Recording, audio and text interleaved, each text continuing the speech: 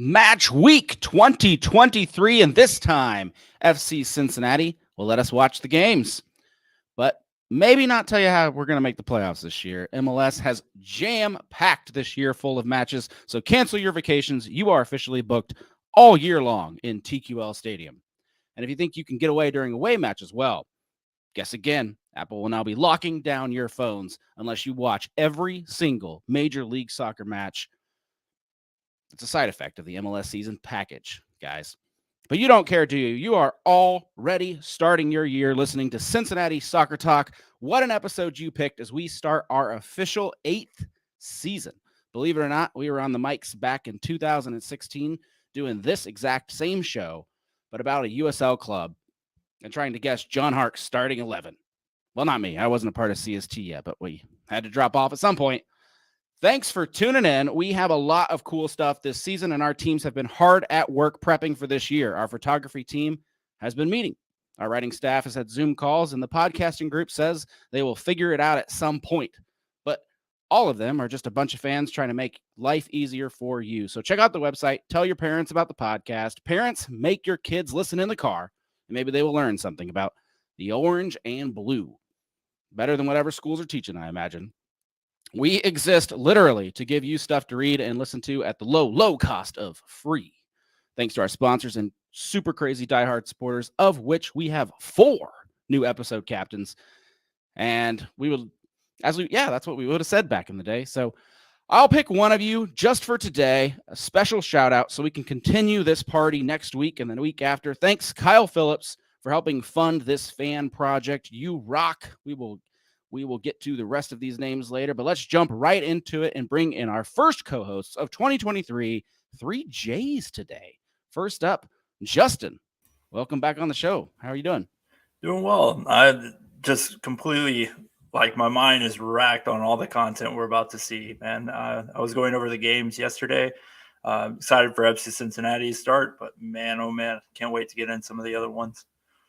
Yeah, it's going to be a crazy gate, I think, right out of the year. We've got the website just ready to go. We've got a writing schedule up and ready, so stay tuned this week as well. You've been down at Mercy Hill Training Facility more than the rest of us. Feeling good about the year? I am. Yeah. I think that the pieces they brought in kind of solidify what we want to do late in matches, and I think you definitely can see the quality on the ball, decision making. It's been a while since they've been down in Clearwater, but they definitely look really good out there. That's great to hear, man. Sandwiching our J-named host, Jeremy Lance. Welcome back, my friend.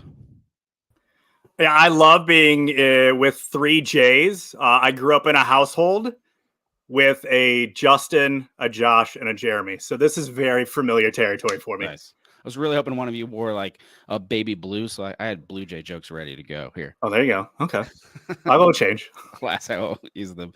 If you think I'm going to Jason next, you are incorrect. He was available, but we brought back Josh Dye, who is, avid listeners may remember him from an episode last year in which we ran him out on a trial run. I guess you passed, Josh. Welcome back.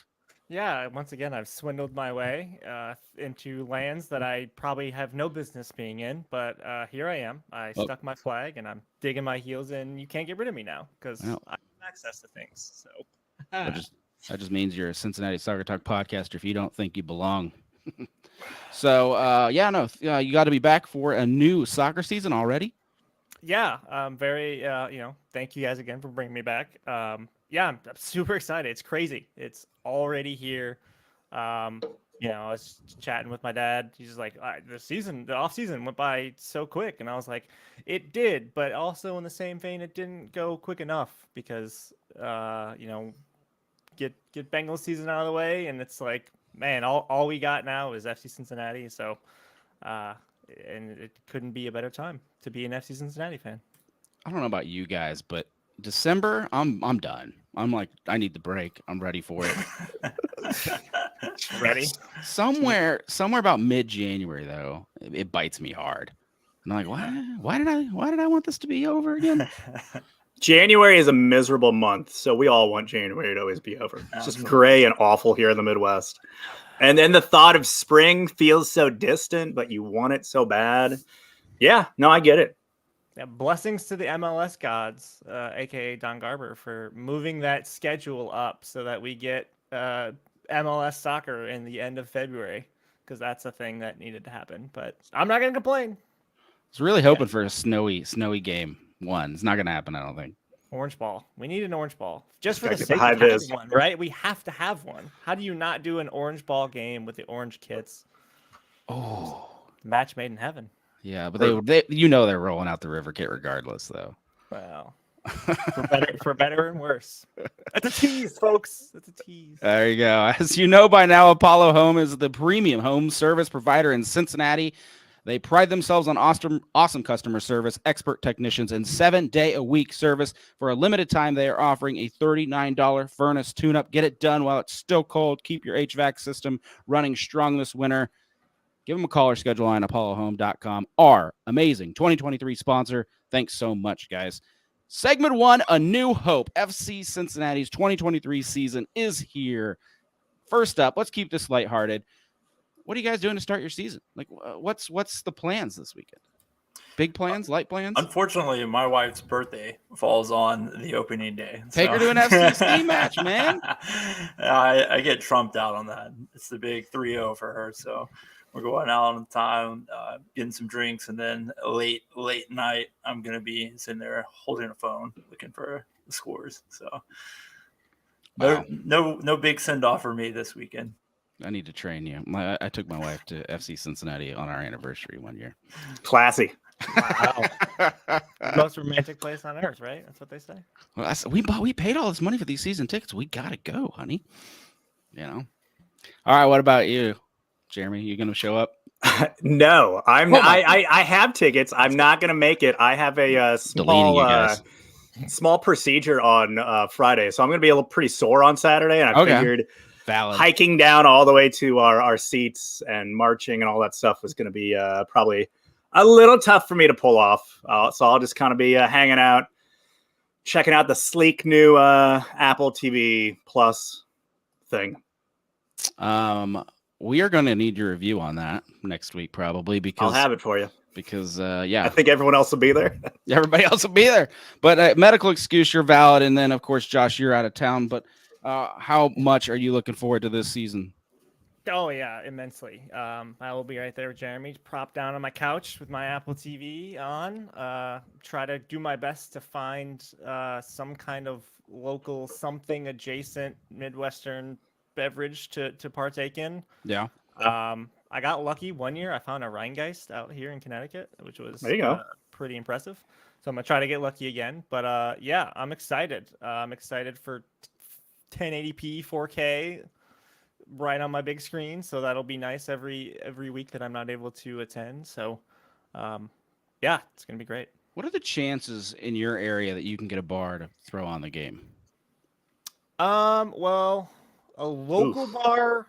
Yeah, it depends on when that DirecTV rollout was going to happen. Yeah, I did hear about that. Yeah, that's neat. So there's a Buffalo Wild Wings like down the street also. So like worst case, I could go there, but you know, the bathroom lines and the beer prices are a lot cheaper in my living room. So I think I'll just keep it nice and tidy on the couch. I don't know if you guys noticed, but the Cincinnati Soccer Talk Eastern Conference ratings dropped today. Justin, I think you're on there. I made a Hail Mary pick on there as well. The two of you, though, you're going to have to pony up here on the show. I've got you captured live. So we are going to figure out I don't know if you might have saw this week, the national heads have all put out their FC Cincinnati MLS-wide rankings. We're all over the place. You got taking notes. Yeah, we got Brandon Wright Phillips has us out of the playoffs, and then thanks, bud. Love it. And then a bunch of people have us in. So where do you fall? I'm going to make you put pen to paper and predict it early here, since it's the week for doing that. So we're predicting just where FC Cincinnati lands. Yeah, we don't care about anybody else around here. Exactly. All right, I'll stick my neck out first. I got a little worried when I saw a lot of second place and a couple first place finishes. That seems a bit scary, a bit too much. So I'm going to go a little safe. I'm going to go third place. Not bad. I am not. It's not safe, but I will say also third place. That's what I had locked in. I think you're gonna get out to an early start, which will be rare for these parts. But then you're gonna have some puzzle pieces to figure out. Hopefully, puzzle pieces to replace come summertime, which might see a little drop off. Kind of in the same mindset. I don't know if we're popular with this mindset, Josh, but I think FC Cincinnati for the first time ever is just going to come out of the gate like firing. And FC Brian and Brad Weigel will fight me on this because they're more on the slow train, but we have a team, in my opinion, that ended last year in a good spot, and it didn't change all that much. And if it did change, it probably changed in a good way. So, barring the whole Brenner thing we'll get into later, what is FC Cincinnati going to do? I think I think if you look at these other MLS teams that we're playing, we got it. We got it, baby. Maybe Nashville brought back enough people as well, but like the teams that do well in the beginning of a Major League Soccer season are the teams that were touched the least. That's a theory I have no proof to back up. But it sounds right, though. That makes sense. If I say it confidently, sold me. To your point, like the key, the biggest thing from this year, starting this year from last year, is the continuity, right? Mm-hmm. Correct me if I'm wrong. This is the first offseason that FC Cincinnati will have the same head coach. Oh goodness! Since the beginning of their time in MLS. If you don't count Koch switch. Starting from MLS, they've had a different head coach at the start of every single season. 19's Koch, 20 is Jans, 21 Stam, 22 Noonan. You're right. Verified. So, from that point alone, like you have a system set in place. You have the same players set in place, adding to some talent, adding to some depth. There's no reason why you can't expect this team to get out to a start that this team hasn't seen before, because it's there. The pieces are there. The talent is there. Maybe you expect a little regression to the mean from some guys, but there's no reason to anticipate that outside of just our natural state of being as Cincinnati sports fans. No. Yeah. Jeremy, you follow this league for a while, and MLS they have this reputation for being a league where the first half of the season doesn't even matter. Well, right. You had, Bruce Arena back in the LA Galaxy days basically wouldn't even start trying until like June. Siggy Schmidt did the same thing. That's kind of been the rub, is you had a lot of teams, especially teams that ended up being very good and very prolific, realize that you didn't always have to take the regular season super seriously, or at least not the first bit of it, especially when you're talking about a long season, hot summer, a lot of injuries can happen. Yeah, you just keep it in, go Bruce Arena, just keep it in second gear till about, June, and then just let it ride. I only bring that up because I think FC Cincinnati will start hot, but the key is going to be, in my opinion, staying consistent through the summer, especially when the whole rumor mill starts up again in the summer window, because that's going to be a thing I think this club has to address. What's your thoughts, Justin? Yeah, I think we're going to see some pieces move. So the good thing with that is that you get pieces that come in. Summer window, Europe is finished playing their ball. So I don't think that we're going to see a drop-off, maybe in chemistry, maybe in dynamics on the attack. But, yeah, I think there's going to be some moves. So for Cincinnati, it's very important for them to, kind of maintain what their identity is, try to bring in these players, and really, really try to develop the system, or maybe even move into the system that they hope to play. I mean, the 4-4-2 diamond, is that what we're going to end up seeing? Is that what the ultimate goal is? But for right now, I don't think that you're going to see Cincinnati. They may come out and get some results because they're going to need it, but in the summer, I don't think they're going to be able to maintain that core group of consistency when they're going to see pieces move. AJ Snoop Dogg on YouTube predicting Philadelphia number 1, number 2 Nashville, number 3 FCC. optimistic. Also puts them in third place. Man, I really don't want to see Nashville at number 2 though. That one. We would be mad about, right? It's like Well, even the Nashville writers are putting Nashville down at 7 and 8. I noticed this week. There's not a whole lot of optimism coming out of their crowd from this offseason. I think it's because they kept their head coach, and obviously they kind of had to because they were still in the playoff contention. But their head coach isn't wowing fans; he's just kind of existing. That's what he's done his entire managerial career, forever. I mean, how are they just now like catching on to that? Is there a belief that like the West is just top heavy and that the middle of the pack is just kind of like whatever, and so Nashville was able to just sneak their way into the middle top pack of the West because everyone else is so bad? I don't.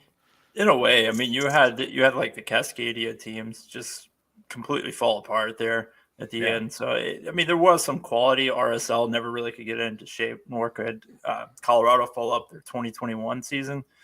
So it was just kind of a mess, a quandrous purgatory of teams down there in the bottom. So you're right, they did sneak in, but I mean, having the MVP that helps. There might be something to playing all new teams because if you think about it, Nashville didn't play a lot of us last year. They played us once, but yeah, there's going to be something. But enough about Nashville. This isn't a Nashville podcast. This is a podcast about FC Cincinnati, and more specifically about FC Cincinnati pretzels. Because 2023, this has been my New Year resolution that I will walk into TQL Stadium this weekend. I will go up and I will get a delicious German pretzel from the stand. After years of getting whatever. Concession pretzels have been thrown at us. There even was a pretzel change last year after fan outrage. The change was better, but still disappointing. This is a German city, for crying out loud. How can we not get pretzels, guys? I don't know. This is normally when people do New Year's resolutions, it's something they can control. You can't control this. You can't control that. They either have good pretzels or they have garbage again. You can't do anything about it. I'm an outsider. I'm an out of towner, so I go for the fusion whenever I go to TQL Stadium. I haven't been to a game at TQL where there was like full concessions or anything, so I have no idea what the options are. It's all I'm a cheapskate. There's TVs there now too. I'm sure the pretzels are great. I don't know. I don't know the difference. I don't eat at stadiums. I'm a cheapskate. Man alive. Reasonable, man. Well, you know what would make you eat at stadiums? Good pretzels. I bet if I was on here talking about the legendary TQL pretzel, you would fall in line, sir. I grew up in a family where we brought microwaved popcorn in our coats to movie theaters. I ain't paying for that food in those stadiums. Next level. All right, let's get. Oh man, a teeny tiny bit more serious. But I do want to get through these stadium changes this year. 2023 brings on a lot of new stuff. We put out a Twitter poll a couple weeks ago about what beers you wanted to see in TQL Stadium. Holy crap. That went bonkers. All of you guys were posting your favorite Cincinnati local beers or national beers, which is weird because there's only like 2 or 3 breweries in the city, so it's a lot of easy to pick from, right? Yeah. I still saw a couple Guinnesses, and Bud Heavies. Yeah, no, a surprising number of more zero alcohol options. So there are. That's how I roll now. So yeah, there are plenty of people that want to go that route as well. Heineken 0%'s not getting the job done, being the only offering for those folks. It was free, guys. If you just typed in the thing on the screen, it was free. I had one every week I went, and it was free. Nice. But I did notice one brewery got added. I don't know if you caught this. Lance McAllister tweeted out that FC Cincinnati has a new official craft beer sponsor, Fretboard Brew Company out of Blue Ash, Ohio. Yeah. That one caught me by surprise. Never had it. Very good stuff. Very good stuff. Love Fretboard. They're really close to the house. But yeah, really good stuff. Probably one of the better ones in the city outside of the upper echelon, the big name ones, the Mad Trees, the Rheingeist that kind of dominate. They're kind of that next level. They're really good. They also have a spot that they opened up in downtown Hamilton. So they're starting to kind of really spread their wings. Well, that's good to hear. I figured you were going to be our expert on the subject. That's why I included it. But as far as need to knows, beer might be changing. That could be good. More offerings, I think, is better. I would just like to see a wide variety from FC Cincinnati. Yeah. I think fans would just be happy in general if they had more to choose from. Not sure if that's financially better for the club, but that works better for fans. And then also, don't forget, we've mentioned it already at the top of the show, but FC Cincinnati has moved to Apple TV. No more Star 64. If you are watching this and you are just now figuring out there will not be a game on Star 64 this weekend, welcome.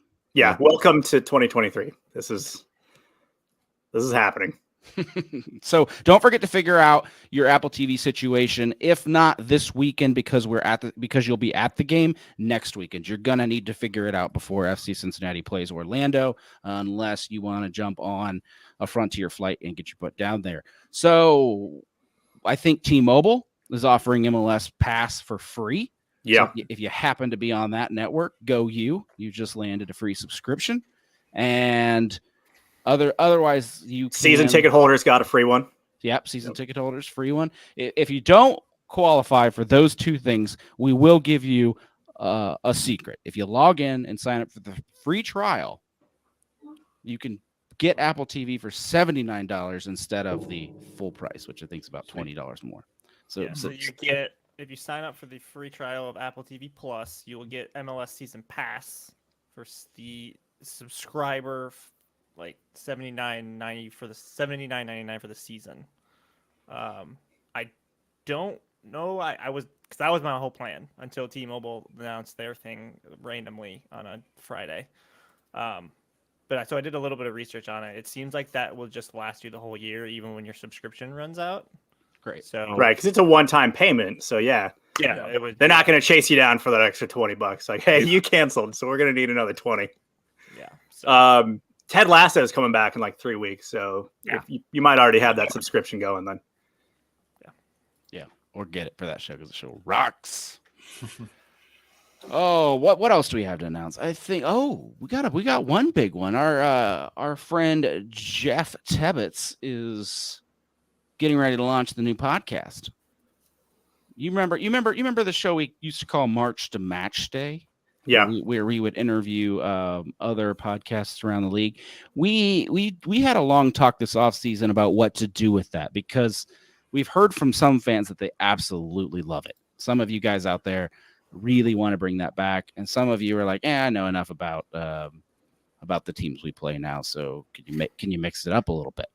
And this year just felt a little bit different, especially with the Sports Nation news and a lot of MLS media losing jobs. And so what we really want to do is bring this show back with a new face, a new coat of paint, and also support local writers out there. So we're going to do our best to stay away from the big news organizations, and we are just going to try to stick to fans, other Cincinnati soccer talks around the league who know a lot about their local team, and we're going to bring them on, and we're going to do this under a new logo, a new branding. It's about to be unveiled, but it's called Jersey Swap, and it'll be on your Cincinnati Soccer Talk feed probably around Wednesday, Thursday. So make sure you come back, check it out. We've got big plans for that show, and we hope you download and enjoy that midweek show. And it will be the true preview of FC Cincinnati versus Houston. All right, segment 2. FC Cincinnati strikes back. I'm doing Star Wars themes tonight, guys. Oh, I get it now. Picked up on that. It was subtle. It was subtle. You laid it on little. Let's talk about this preseason, what little we know about it. FC Cincinnati falls 0-3 versus Nashville, but comes back thanks to a Sergio Santos surge. FC Cincinnati would like you to believe the match was only 90 minutes long and the game tied 3-3. And if you only download FCC News, that is what happened. However, both teams put on some subs after that, and Nashville won 6-3 in 120 minutes. I was looking at some of our tweets from Cincinnati Soccer Lore. By the way, cool Twitter account. Follow it. One of our CST staff members runs that thing in and does a great job. I love it. Yeah, if you love the past, if you love the heydays, that's the. I look at it and go, oh, I remember that happening. Or like, oh wow, yeah, that was a disaster. Yep.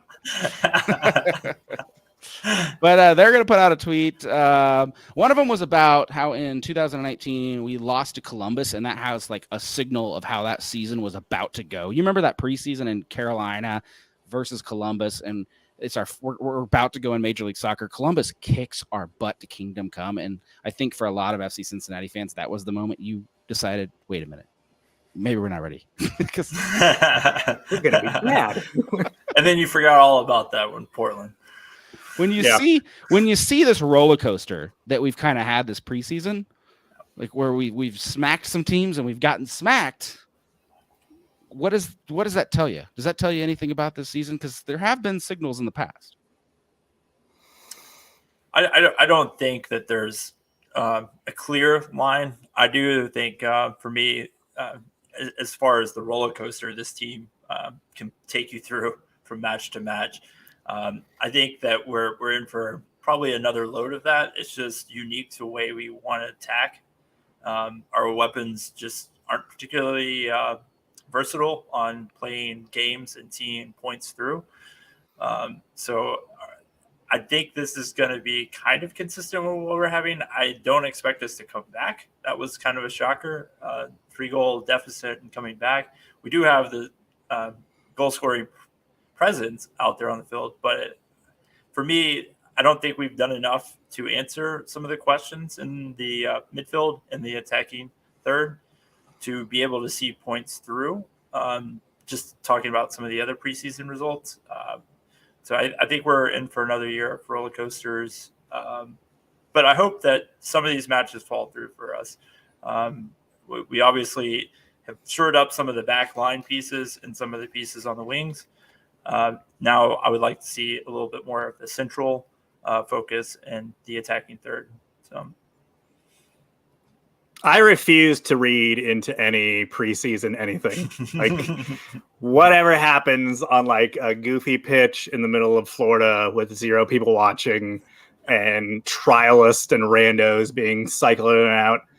Don't care. Not gonna live or die by any of that. I mean, you had Brenner. Did he play any of those matches? Yeah, he did. Yeah. Okay. He played the first match. And then he was gone. Yep. And he was gone after that. Scored in that game. Yeah. Boom. So beautiful goal. Mark him down for 20. No. Yeah. I mean, like, I don't know. What am I supposed to read into these matches? We don't even know who played for how long. Like, What is any of it? Yeah, I tend to agree. It's just you don't know what they're experimenting with.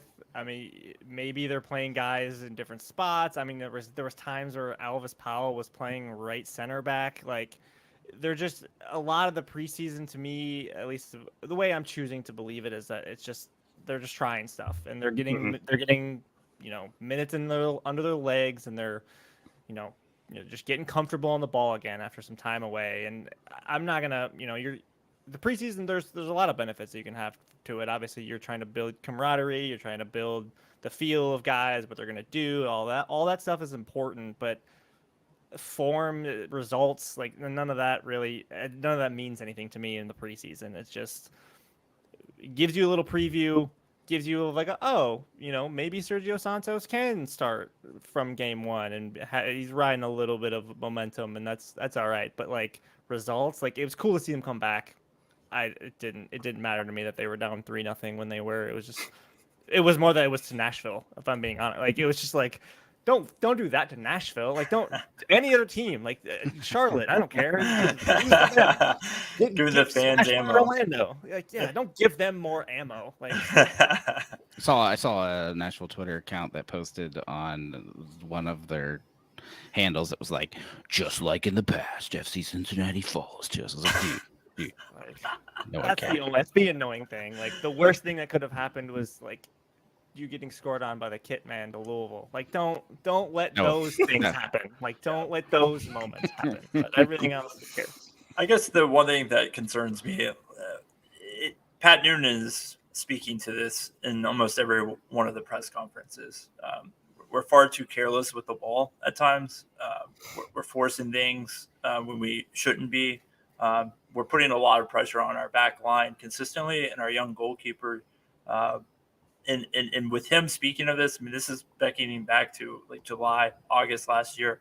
It's the same speaking pieces. So I'm kind of concerned that we are kind of falling under the same illusion that we can just, over dominate teams.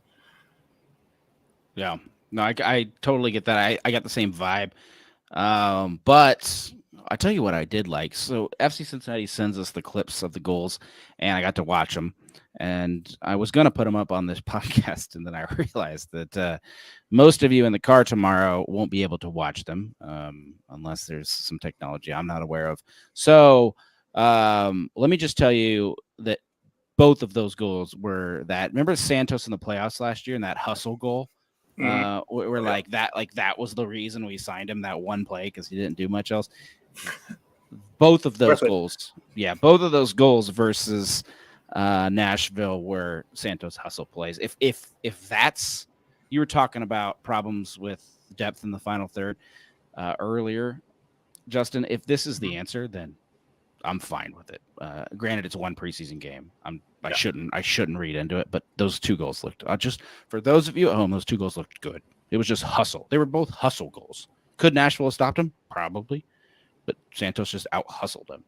So it's kind of a cool preseason glimmer in that he might be the guy. In my opinion, I like him over Badji. I think he's the first off the bench. Yeah, there's no question in my mind.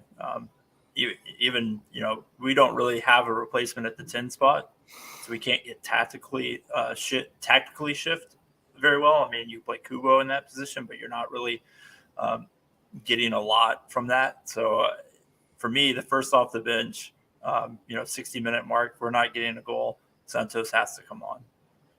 Josh, you were in New York with me. Can we start Team Santos?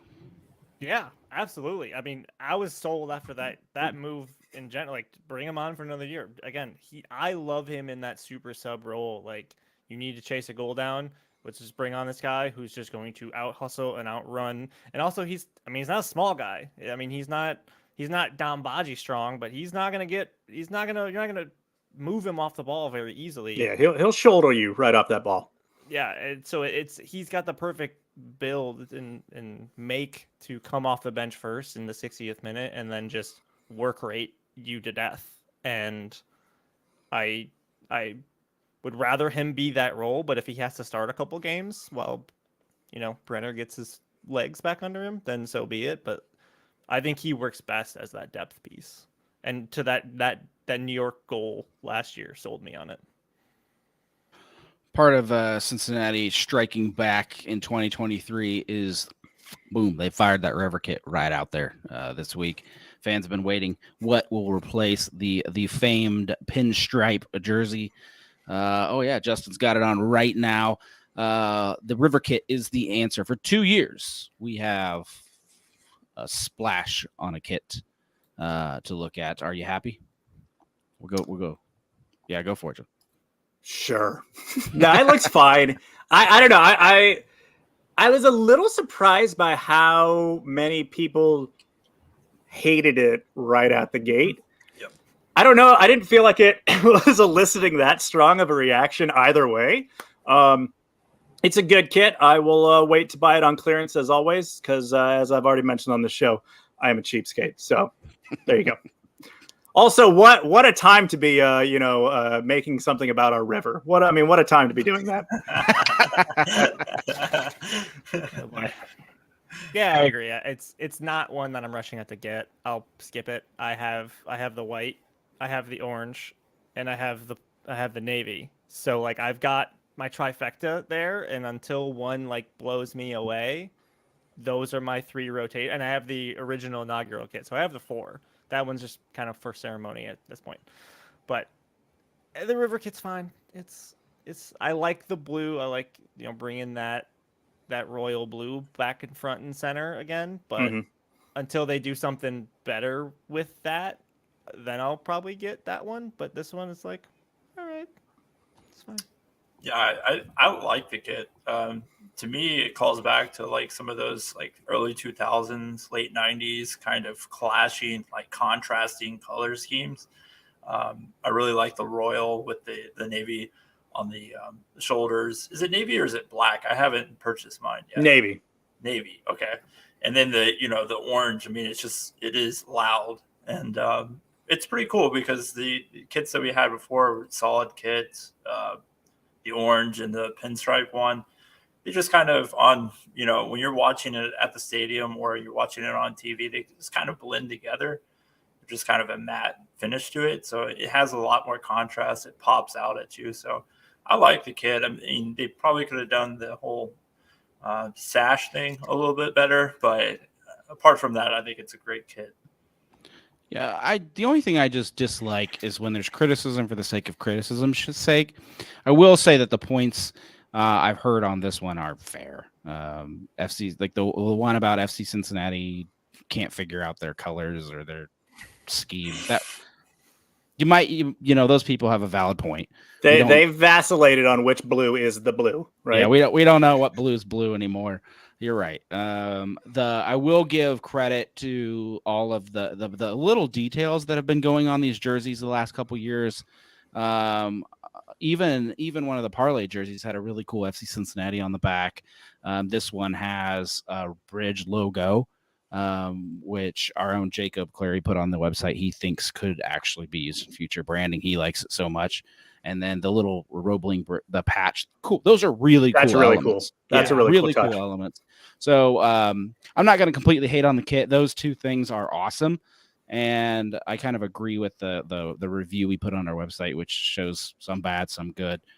Maybe not as good as the last home kit, but at the end of the day, they can't all be winners. If you really hit a home run, then you would never sell another jersey and you would be poor. But like you would stick with that same jersey, right? And then the only time fans would buy it is because they need to replace it because they wore it so much. So clubs are just going to continue making jerseys, and some of them are awesome. Some of them are not. You're probably still going to buy them. So that's how it works. I know I'm buying this one. I don't even like it that much, but what else am I going to do? Save money? No. They also upped the price this year. So, whoa, yeah. Those were contention. A little pointing at the authentic kits went up to 170. Well, if you want an authentic kit with a name and number on the back, it's like 190. It's 190, 199. It's basically $200 out the door. Yeah, so I mean that's no fault of the kit's own, but I think that's going to dissuade a lot of folks from jumping on getting the new ones because Did you see on Twitter today? So it's President's Day, and so there's like a lot of sales going on. Apparently, at the Monroe outlets, they had the replica River kits 50% off today. They got cleaned out with like very quickly as soon as word got out. 35 a pop. 45 a pop, yeah, because they're 90 regular price. So yeah, 45 a pop for a brand new. That has to be brand new jersey. Right? Oh, that was not supposed to happen. Someone's getting in trouble for that at Adidas. But I would say about 15 people made their day by getting a $45 brand new jersey. I'm more of an authentic guy, but I think for 45, like I'd probably get a replica. I'd probably get a replica of that one. Yeah. The only thing bad, the replicas don't have any of the patches that we just talked about being awesome. That's the bummer. Yeah. But I think I'd pick it up too. I'd still probably buy the original, but got to get your Apple TV patch, right? You got to have that patch there. Gotta have Apple. What I think happened is the manager said, "Go put those Man U kits over there on the discount rack." With the whole Qatar and all that jazz coming out in the news, and they just picked up the wrong set. It's just some teenager doesn't watch soccer, doesn't understand. Yep. Red, blue, it's all the same. He's working there for the sneaker discount and no other reason. Absolutely, man. Slides. Oh, man. All right, we got to move on. You guys talked about the app. FC Cincinnati new app. It looks a lot like the old app, but it has a couple new features. Anybody check it out? Did you download your tickets yet? You can still do the put the tickets in the Apple Wallet or the Google Wallet. So if you That feature was not present when they released it. So if you were complaining about that, you can go back and do it now. It's been re-added since the app came out. Also, Apple has added the ability to scan your ticket with your Apple Watch. Nerd. So that's a thing. I don't own one, but that is a thing. I miss mine. It broke, and I miss it so much for nonsense like that. Like I don't know. Why would I want it? Probably don't try that out game one. I don't know how. I don't know if FC Cincinnati's ticketing staff will be ready for everybody in their watches right away, but it's supposed to be something you can do. FC Cincinnati News is on this, but a lack of Cincinnati Soccer Talk articles in the news section. Come on, FC Cincinnati. They're not pulling from us, huh? No, just themselves. But we're right that's here. Weird. Our website is available for free. We will let you pull it. We will help you. We will give you all the links you need. Email your FC Cincinnati ticket. No, I'm just kidding. Just kidding. Don't bug your poor ticket rep about us. Oh man, FC. Oh, and then we're in the business section in the newspaper again, guys. Building a new mixed use complex next to the stadium. The building's getting ready to start for the hotel, sports book, restaurant, anything else that's going in there. Unfortunately, a little bit of negative press. FC Cincinnati is buying a property where the developer is evicting a tire shop in order to get the deal done. So that's obviously in the news as well. Probably gonna have to drop some funds on that situation. Man, you can't build anything anymore. It brings you the reflections of the stadium building days, doesn't it? Like just when you thought it was over. Yeah. Time to bust open that checkbook, but that's what building anywhere for any development is. But no, seriously, FC Cincinnati probably they did the right thing, I think, when it came to building the stadium. So it would be nice to see them score a big PR win here. So we'll keep our eyes on that and see if it erupts or just stays a small story. Didn't they help relocate that ballet facility? Did they pitch the ballet got $1 million. I know a little bit about this because my architecture firm at the time built the new ballet. Go GBB and good work. New ballet, shiny off 71. Props. Self brag. Anyway, that building is super nice. No, that's legit. But no, so FC Cincinnati did buy that building off them for extra money than it probably was worth, but because that's what you do when you really want something and everybody knows you want it. Yeah. You overpay. Kind of like the housing market anywhere right now, huh? Oh man, I want to get into the Brenner thing and not talk about mixed use development.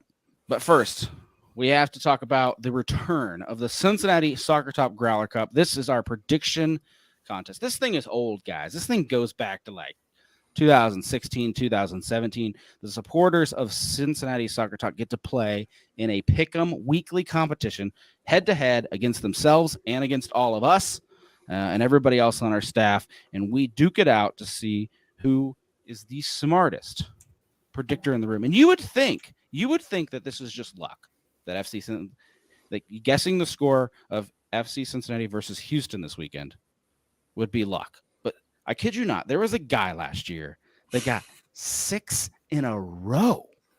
Varying scores, varying wins, losses. How do you get 6 in a row? The statistical improbability, and they say time travel doesn't exist. But join us for the Growler Cup. You can hit us up on CincinnatiSoccerTalk.com/support and jump in that. We love this game. Our supporters love this game, and you can play along with us. Brenner's back. Return of the Brenner, segment 3. Reportedly back in town, undergoing training despite some time away from the team. First for a possible transfer, then family issues. One does wonder, though, if he's ready to go this weekend. One does wonder. I think he should be informed. I mean, this isn't an issue. This isn't an injury that took him away from the team. This isn't, from what FC Cincinnati is reporting to us, this isn't a situation where, there's some ill will in the locker room. Brenner, obviously, training on the side, was training, I'm sure, in Brazil. The chemistry between him, Lucho Acosta, and Brandon Vasquez is solid. It's not one of those. This is kind of a unique situation in that I think that Brenner's role is well defined. He's one of the players that drops back defensively. Out of the only one in the attacking three that drops back defensively. So I think they kind of need him to play, and he's got the chemistry with the other two up top. So I would play Brenner. It's not like they're, my projected 11. I don't have them changing a whole lot in the midfield, so I would play him. He was absent match day 1 last year. How'd that go? It's funny that this is the second year in a row, though, that we're dealing with Brenner. Is he going to be coming back right away? How's this going to go? I mean, this is the reality of a player of his caliber coming to MLS. It's a stepping stone move. The siren sounds of European soccer will be there always, and we're going to deal with this for the remainder of his time with the club. Yes. It's for him and the staff and his teammates to kind of put a divider between, hey, you have your thing that you're pursuing, and that's great, but we need 100% from you right here. And I think he's a professional enough, and I think he's a guy that understands the value of showing off in this league and where it got him last year, as far as just some of the names that came calling for him here in the offseason. So I don't think I think there's some people that were like, oh, what if he comes back and he's not going to even try and he just wants to leave? So no, if he wants to leave, then he needs to ball out, dude. He's going to have to. Yeah. Yeah. It wasn't by happenstance that the Nottingham Forest rumors got out there like that. You want that. If you're FC Cincinnati, you wanted that out there because it showed that this is the kind of quality that the names that our players can go to if they perform. And if you're Brenner, yeah, of course you can be frustrated. He's 23 years old. He's a kid. He's made his like every soccer player that age. Yeah, he wants to go to Europe. And so you understand you sit him down and say, listen, here's what the plan is. You go in, you bag 10 goals by June, and you're going to be playing somewhere better than Nottingham Forest. It's you hope that that's the understanding that he came to when he, if he went back to Brazil and handled his business there, handled his family business there. But you hope that was part of the conversation before he left of listen, there's no ill will. We want you to go to Europe because it means we're going to see a boatload of money come our way as well. And we want to see you succeed.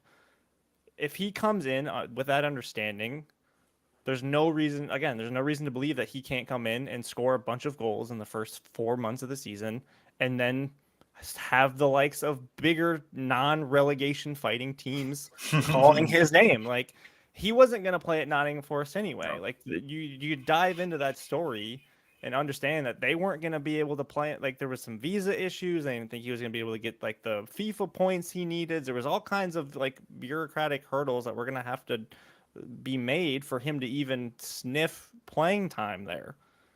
So you hope that he's old enough or there's enough people in his corner to explain that to him that, okay, you've got one goal now. Come in motivated, hungry, ready to score goals like he can do, and he's shown that he can do. Mm-hmm. And nobody will care because he'll be playing top flight in Spain or in Italy or in the Prem. It's just going to happen now, and especially since you have names attached to him. You have Nottingham Forest.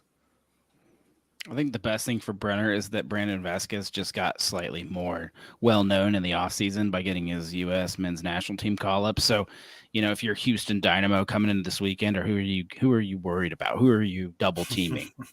And if that leaves Brenner open, the guy's got a good shot. Yeah. And that's kind of what we saw at the end of last year where Brenner he popped off once everybody was worried about Brandon. Mm-hmm. I think the question for me is, what does a frustrated Brenner play like? If a frustrated Brenner plays great, then by all means, be frustrated. I'm cool with that. And FC Cincinnati is cool with that. And then Brenner will eventually be cool with that as he gets his wish and goes overseas. If it's like a frustrated Acosta, well, we're in trouble. Yeah. I mean, we talked about it, but I think Brenner doesn't have a whole lot to be frustrated about. I mean, there are a lot of clubs in the world that are a little hesitant to pull on a guy. He had a phenomenal season, and he had a couple of matches that really padded those stats. But 2021, something you got to remove. You know, you were a big signing for your club. You didn't bang in a lot of goals. I think he still ended up top in our on our club with what was like 6 goals. Yeah, I think the whole club scored 14 goals the whole season. So. Yeah. So for Brenner, it's a proving point. I think he needs to recalibrate, look at himself, and we all as fans hope that he does, and hopes that he moves on and finds a great club. It's not like we were saying relegated. Yeah, and I'm sure there's some tensions in the locker room. There was a little bit of speak in the last couple of weeks about a little bit of that. Obviously, some of it might have involved Brenner, but end of the day, these guys are professionals. I don't put a lot of credence to some of that talk. I think that once these guys get on the field, they're getting paid a lot of money to do a job, and at the end of the day, they're trying to get that job the best as possible. So. All in all, FC Cincinnati, can they move past it? You guys probably think so, but anybody vehemently think we're screwed? The only way you're screwed is when those offers do come in and you can't figure out a backup solution or what's that next move? What's that next purchase? And just like with any, if they go try to bring in another big DP to replace him, like those are always gambles and you have to get them right. And luckily Brenner is proving to be the right choice, but that wasn't the original thought after, that first season. Right. So right. You have to have that again, that you get it right. And, then you don't have the drop off, I mean, Brenner had its issues. 2021 was bad, but then again, a lot of strikers come into this league from all over the world and need a season to figure it out. And if we're trying to make a big run, we need that person to figure it out right away. Yeah, and I think this is where you remember too, this would be Chris Albright's second DP that he would need to sign, right? I mean, he nailed Obi the first go round and all the pieces. I mean, getting the allocation order destroyed Yazka proved to be another masterclass from Chris Albright. So like I think he's bought himself a lot of leash, at least in my book, in finding the pieces, the right pieces in play to replace to fill out the holes that you're gonna have. And if you project that Brenner's gonna, let's say he bags 10 goals and they sell him off at a marginal profit, but that's going to give Chris Albright, 14, 15, 16 million dollars to go and get a player that you would hope at least they've been scouting for a long time. Because that's the thing. Like, I mean, unless there are people in our universe that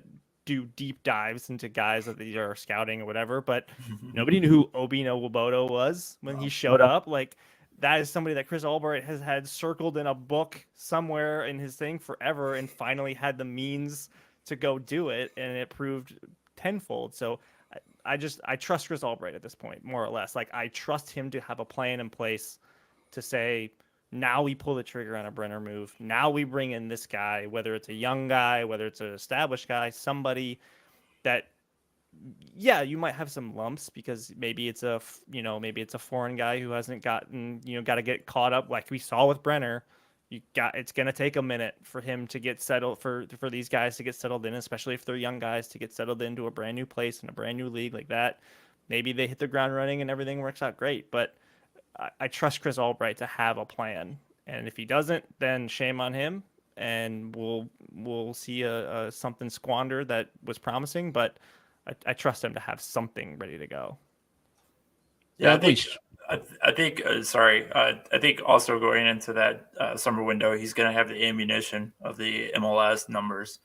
what we're going to see with the Apple TV and where the money is in the league. I think that's going to be really good if we're looking young to promote, hey, we can get you some attention in this league. We can get you some support, and the numbers are there for the older players to say, hey, my contract can expand past where it is. So that's some ammo that he can walk into those negotiations come summer.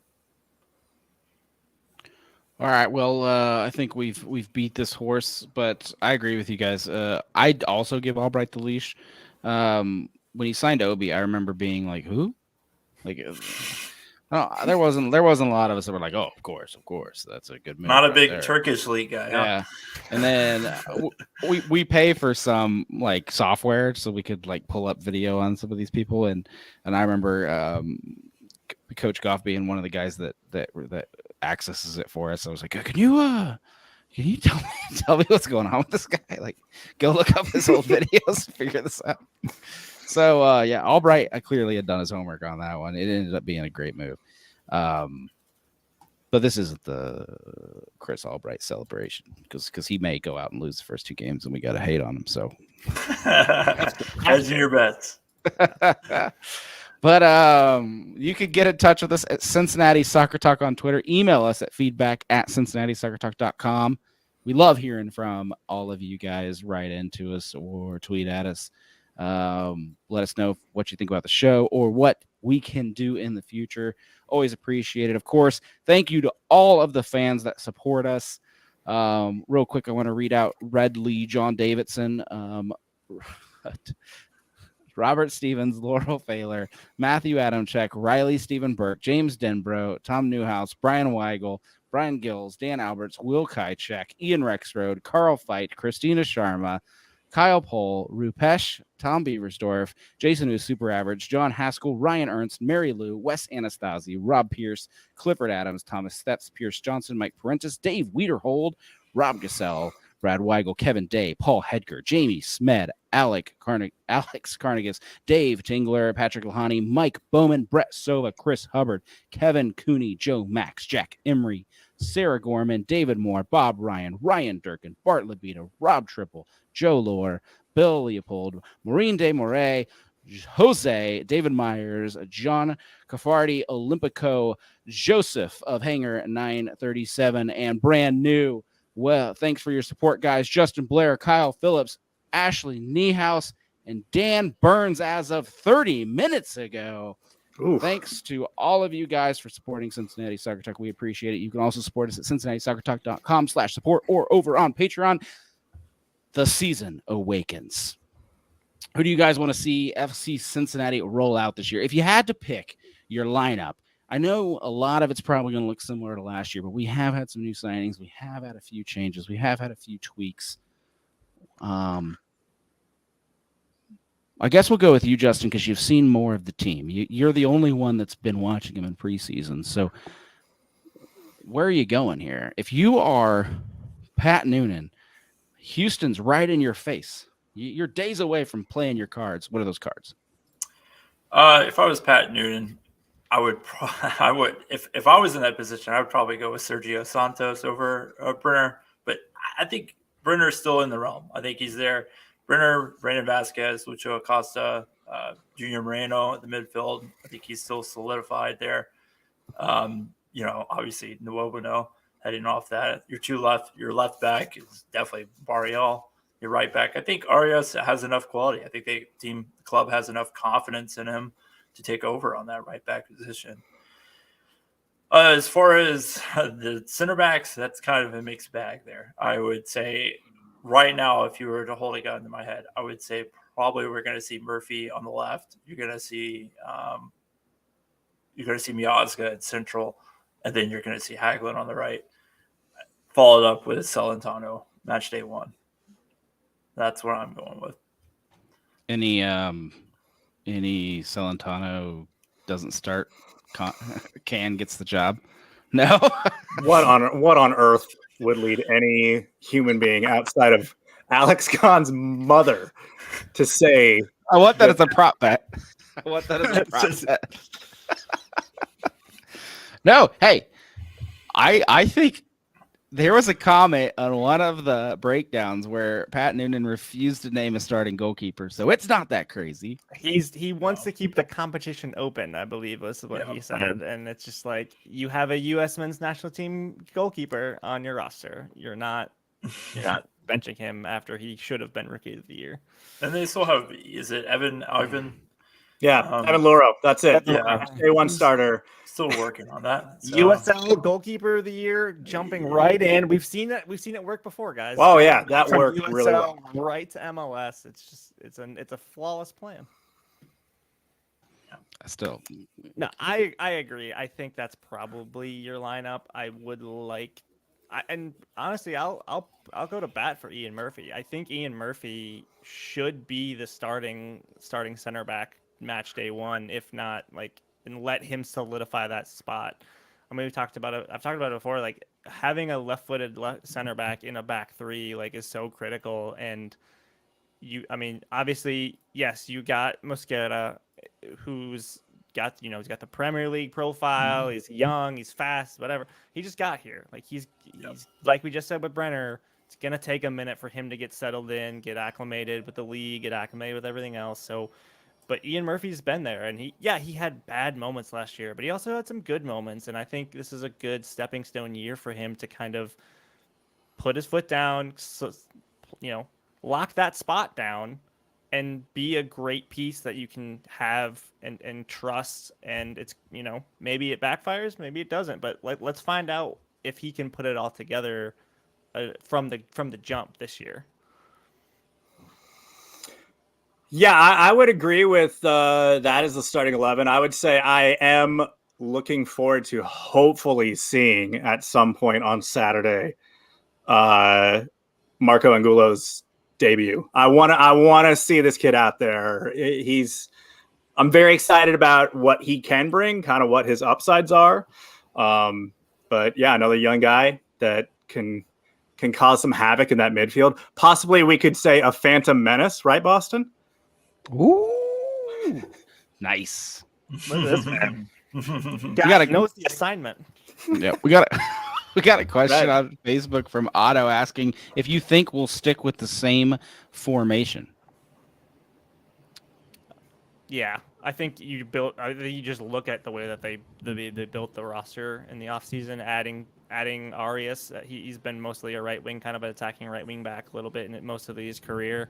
I don't think you do that move. And I think because of what Barreal did last year as a wing back, he looked super dangerous and looked like one of the best players on the field at all times. I don't think credit to Pat Noonan. Everybody said, "Oh, here comes Pat Noonan," or "You're running a diamond." I think you just have to go with what's best, and that's a 5 in the back.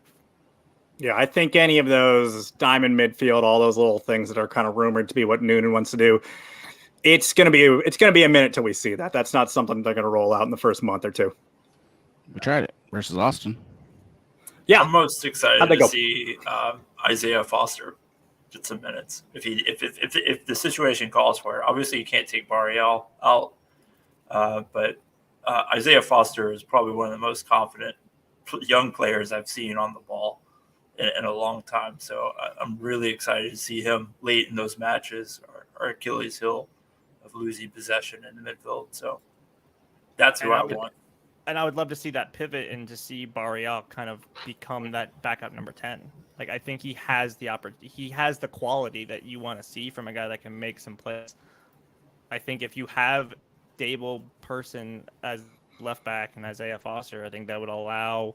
You're going to play a lot of games this year. There's going to be a lot of games. So I think you need someone to step up in that backup role.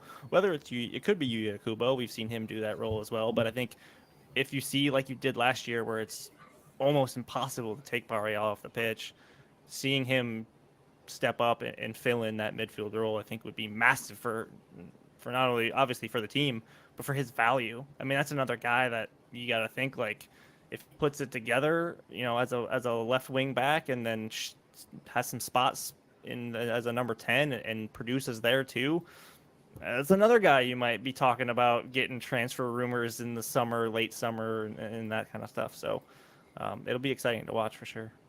CST prop bet time real quick. We saw Jimenez and Ordinez getting some playing time in the preseason, scoring goals. Prop bet at any point, are either of them in the game versus Houston? Houston? No. No. Something would probably have to be not going well. Either an injury or like we're just so desperate for a goal that we're just throwing every attacking piece from the 18 out there. All right, so no one takes the prop bet. I'm taking the prop bet just for the Hail Mary odds on it. I'm making 1,000 to 1 here, guys. So thank there you go. 4-0 in the 70th minute. If we're up 4-0, then maybe I'll retract that statement. But who scores the first goal? I'm going with yeah, that's what I was going with. I think Luciano Acosta. Yep. So a penalty. No. I think it's that link up play. I think you have to kind of attack them at an angle. It's not one of those teams. I mean, they have a really good center back. Houston does. I got his first name down. It's Teenage. His first name is unique enough. It's literally Teenage. But I'm struggling right now to remember it off the top of my head. But he is a very, very, very good center back. 21 years old, I believe. Has to be something that you're attacking from the sides. And I think Lucho Acosta creates enough chaos there in those areas. I'll go Barriel. Let's go wild. Let's go nuts. Just him. He just rips one from 25 out. All right. 2001. Nice. FC Cincinnati Tifo. Lion on it or no lion? The fans are going to have a Tifo. It's game 1. I think Gary shows up somewhere, right? You have to. Here's the thing. Here's like a 50% on this. Does the river show up? Do we just steer into it more? Yeah, steer into the skid. Gary on a kayak down the Ohio River. Boom. I liken it more to a used sofa, discarded sofa or something. Even better. All right. That's all the prop bets I can think of off the top of my head. So we will jump into your final thoughts. Josh, thanks for being on the podcast again. Episode number 2 with Josh. Hope you enjoyed it. Thanks for being on. Final thoughts, sir. Yeah, thanks for having me. This is the first time in this club's MLS, run that the optimism is at an all-time high, and you have actual expectations, and I don't think they're outrageous. I think that consistency, like we talked about at the beginning, you should, as a fan, be thinking that this is the time for this team to strike and really make a push. Not only playoffs bare minimum, but you have an MLS Cup quality team on your roster as it's built right now. That should be your expectation, and it's super exciting. Embrace it, enjoy it. As somebody who doesn't get to has only been to one game at TQL, I love you all. I hear you every time I watch that game, and I'm super jealous. So enjoy this ride, because as we are going to see, things are going to start shifting very quickly, and it's for exciting reasons. So enjoy this ride, especially early on, and it's gonna be great. Thank you, sir. We appreciate. Welcome to the team. I know you'll be a big part of this year. Oh, Jer Lance, give me that end. My final thoughts.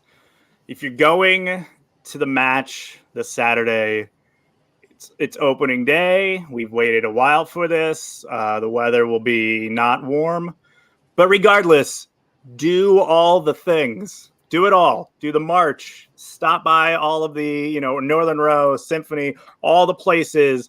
Hang out with all the supporter groups. Do the march. Hang out at Washington Park. Buy a pretzel that may or may not be terrible. Do all the things. Enjoy every bit of it. Get down there early. Have fun. Soak it in. We've been waiting since November for this to come back. So, yeah. Live it up. Speak now, forever hold your peace, Justin. Yeah, just take a step back. Appreciate how far this club has come. Just liken the days to some of the older lineups that we had on this club, and just be proud that you're seeing Cincinnati represented by a club that clearly has a direction, clearly has great players, great personalities, great people. So just appreciate what we got, man. This is an exciting time for Major League Soccer, and it's particularly exciting for FC Cincinnati. Thank you, sir. Appreciate it. And thank you all for listening to episode 300 and something of Cincinnati Soccer Talk 18, I think, 318. We appreciate it. We look forward to being back weekly. Now, we're going to talk about Houston next week. We're going to talk about what happened. Nostradamus is no good, so we need actual results. And then we've got Orlando after that. Whole lot more coming your way. Hope you're strapped in for a season of FC Cincinnati and Cincinnati Soccer Talk. Thanks again. See you next week.